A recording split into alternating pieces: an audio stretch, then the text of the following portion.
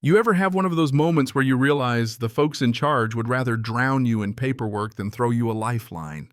Yeah, that was my summer at Lake Ridge, the kind of place where the water in the pool is just about the only thing clear. Sir, I'm asking you one last time. Get out of the pool. That's how it started. Blue and red lights flickering over the water cop SUV idling by the fence.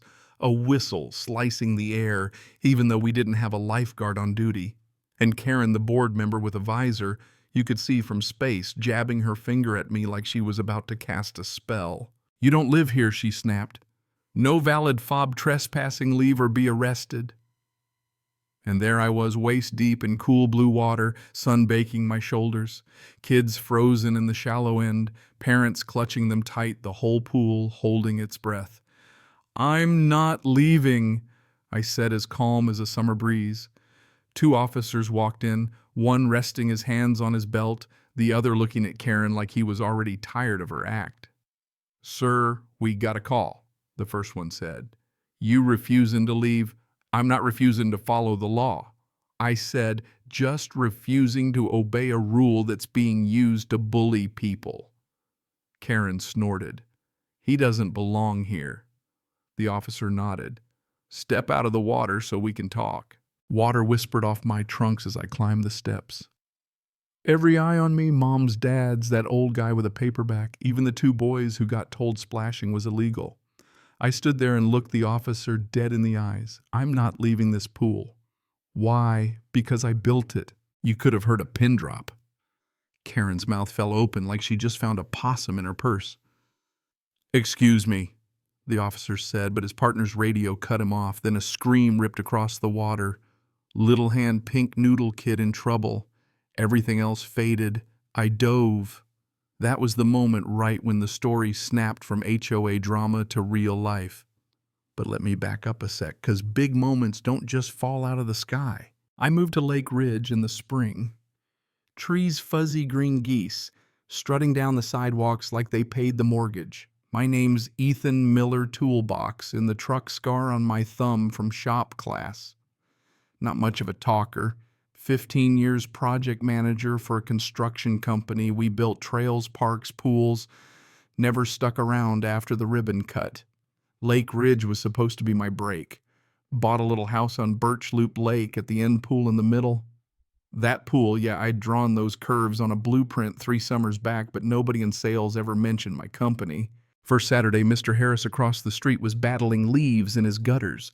74 kind eyes back brace he calls the hug from behind. I grabbed my ladder, did his gutters got paid with a warm Pepsi and a story about a baseball player. Week later, fixed a hinge at the park. Emailed the HOA. Hey, happy to help. Their reply, refer to the rule book before making changes. Use the portal. No name, no smile, just rules. And then I met the voice behind the curtain. Karen. Clipboard lanyard smile so tight it might snap. She introduced herself while I was teaching my nephew Aiden to blow bubbles. I'm Karen Whitfield, board member. We're proud of our standards. I introduced myself, told her about the guest pass. She didn't care. Next time, 24 hours in advance, she said, smiling like she was chewing lemons. Next day, violation notice for leaving my trash can out 4 hours past pickup. Paid the fine, set a phone reminder. Then a letter mailbox was the wrong shade of black. Black has shades, apparently. Repainted it. Brought donuts to the pool. Karen picked one up like she was on CSI. No outside food, even though parents said it was fine. She wrote something in her notebook. Notices kept coming. Flag too big. Porch light too bright. Hose not on a reel. Not just me. Jessica next door, nurse working nights, got fined for long grass. Family on Cedar Way, cited for chalk art. Yeah, chalk. By summer pool was the center of the world. Kids in floaties, dads with sunburns, moms with big hats, teens who'd never heard of an inside voice. I went most afternoons. Sometimes the key fob reader beeped red. One day, Karen showed up. Your fob is deactivated. Account has flags. What flags? She wouldn't say. Pending board review. I paid every fine, bought every donut, still locked out. wrote the board a letter, offered to volunteer, slid it under their door with muffins. No response. That Sunday heat thick as syrup, I took my nephew to the pool anyway. Fob beeped red. Karen posted up like a guard dog. "No entry," she barked. "My dues are paid," I said. She ignored me. So I put my hand on the gate and said, "We're swimming. If you want to talk, I'll be in the shallow end with my nephew." Karen pulled out her phone, called the cops. We slipped in as another family left, swam quietly, helped a kid find his goggles. 10 minutes later, the SUV rolled up, lights flashing. You saw what happened next. But what you didn't see was the moment after I said, "I built it." I didn't mean with my own hands. I led the team. I knew every bolt in the deck. And then that scream, a girl sinking in the deep end, instinct took over. I dove, found her, pulled her up, handed her to her mother. The officer knelt beside us. "You know what you're doing," he said. "Yeah," I said, "I've done this before. Safety's not a sticker, it's a habit." Karen was 3 feet away, frozen. She tried to get back on script, but the officer wasn't buying it. "Ma'am, let's take a breath." People clapped, awkward at first, then real. Karen didn't stop. She whipped out a paper red stamp at the top. "As acting president, I issue a formal no trespass order against Ethan Miller. Officers arrest him if he doesn't leave." Air snapped. Aiden grabbed my hand. The officers looked at each other. Board members burst through the gate, one yelling, "Karen, stop! You can't do that without a board vote." And that's when the room shifted. The board finally stood up. One tie askew said, "You're throwing out the guy who just saved a child." The officer called for calm. The little girl coughing in her mom's lap said, "Thank you, mister." The crowd clapped again, not awkward this time, grateful. For a minute it felt like maybe kindness could win, but life doesn't move in straight lines. The next morning, another violation slip in my mailbox: unauthorized use of HOA property, $5,000. My neighbor Jessica stared at it, eyes wide. "They can't do that," she whispered. But the paper was real, stamped official. I knew Karen wasn't done. I went to Mr. Harris, showed him the fine. He said, "Son, that's robbery in daylight." Jessica brought fried chicken, said we needed a real community meeting, not a board meeting, ours. I went door to door, explained 20 households signed Neighbors for Fairness. Saturday night, my backyard chairs, cookies, sodas, people tired of being pushed. I told them about the fine, the bans, the way rules got twisted. Jessica stood up. "I save lives, come home to threats about my lawn." Mr. Harris said, 20 years here, I want neighbors, not perfection." People cheered, but then headlights. Karen, 2 board members, clipboards out yelling about unauthorized gatherings. "You think you can rewrite the bylaws on a patio?" she snapped. I said, "This is about fairness." She banned me from all amenities, threatened cops. That night, lying awake, it hit me. I wasn't fighting for a pool anymore. I was fighting for dignity, for the right to belong. The next morning, Karen plastered the Facebook group with posts, "Dangerous man banned for endangering community." Some agreed.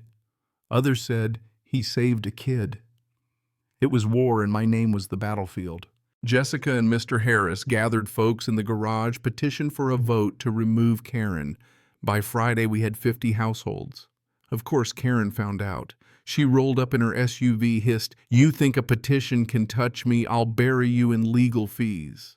That night, police showed up at my house, cease and desist order from the HOA, accusing me of harassment, defamation, inciting unrest. My hands shook, but fire rose in me. I showed it to the neighbors. "She wants to silence us," I said. Jessica started a legal defense fund online, small donations. But it mattered. The neighborhood woke up. But Karen doubled down. More fines, mailbox, too shiny garden gnome, unapproved porch rug, non-compliant. She called me a liar, a criminal. The special election night, the hall was packed. Karen went first, called me a troublemaker, blamed me for the fire, the chaos. Then it was my turn. I gripped the podium. Do we want fear or kindness? I built this pool for families. I want the neighborhood to feel like that safe, welcoming ours. The vote came in. Karen removed 68 to 42. And you know what? For a second, it felt like sunlight after a storm. But then news broke. The fire that burned the clubhouse. It was arson. Security footage didn't show me. It showed Karen pouring accelerant behind the shed. She'd tried to cash in on insurance, tried to frame me, tried to take emergency power. When they arrested her, the relief was real, but so was the damage she'd left behind.